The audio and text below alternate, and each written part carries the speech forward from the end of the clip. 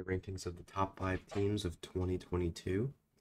These are rankings based on how I feel about how the teams played during the tournaments, or especially the global ones, but also some regional stuff, and how they placed in those tournaments. So yeah, I'll get right into it with my number 5 team, DRX, who placed 5th, 6th at the first two events. Kind of choked, not gonna lie, but they kind of made up for it at Istanbul at Champions. So I think they're pretty clearly are a top 5 here. I think there's a couple teams like that you could maybe say sneak in there. Actually, one team, honestly, in my mind. I mean, it's not really that much of a question, but I mean, there were so many good moments all year, especially at Champions, the FPX game and the Optic game at Iceland. Actually, all the Optic games that they played were awesome. So, yeah, I think DRX is actually my pretty clear number 5. And at number 4, got Paper Rex, who placed 4th at Iceland, 2nd at Copenhagen. And you'd think, oh, they're trending upwards. They're going to win the next event because they went from 4th to 2nd, and that's defining their place into. And then you divide 2 into, and you get 1. So you get 1st at Istanbul, right? And then they get 11th, 12th, and then I just am upset. So I don't know. I think they kind of got unlucky. They also didn't play very well, but I think they did more than enough to place number 4. And then at number 3, got FPX, who won Copenhagen against Paper Rex.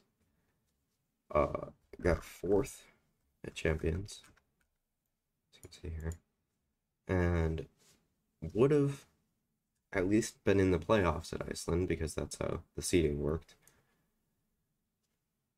But they didn't get a chance to go because of visa issues and whatnot. So sucks. I think they probably would have at least won a game, like at least done what G2 did, probably more.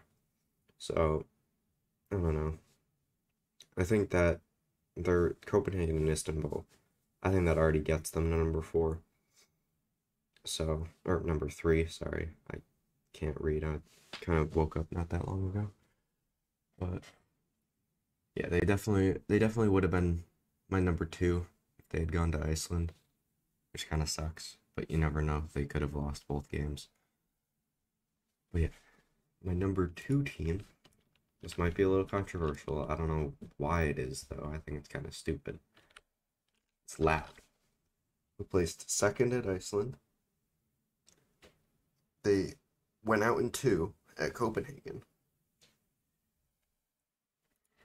and then won Istanbul, which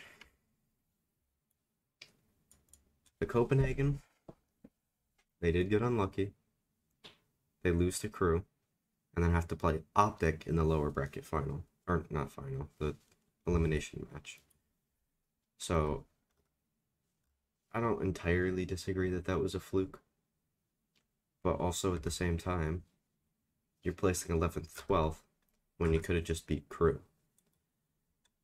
So I don't know. But obviously they won Champions, so that's going to place them higher than winning Iceland for Optic, who's my number 1 team. I can't place them over Optic, who, as we'll see here, played in a harder region, made every land still. Both teams made every land.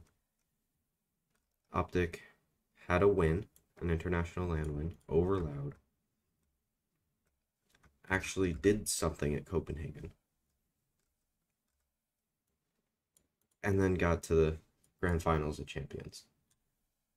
They were so dominant over the whole year that I don't think you can even, it's not even a question.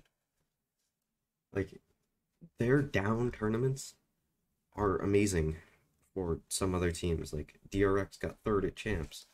When Optic got third at Copenhagen, everybody was disappointed. It's just not even close for me.